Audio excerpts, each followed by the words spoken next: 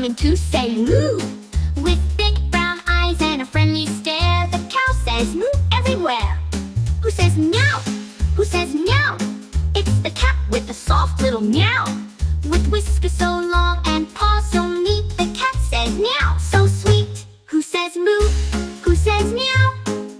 Let's find out right now. Listen to the sounds, take a guess. Can you tell who's making this mess? Who says woof? Who says woof? It's the dog, barking aloof.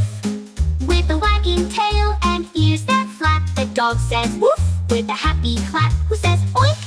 Who says oink? It's the pig with a little oink. With a snout so round and a trot so neat, the pig says oink on its feet. Who says moo? Who says meow? Let's find out right now. Who says woof? Who says oink? Guess the animals, let's not disappoint.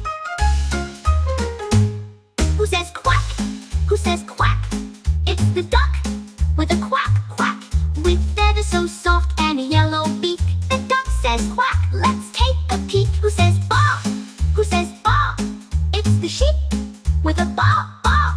With wool so white and a gentle bleat, the sheep says baa on the street. Who says moo?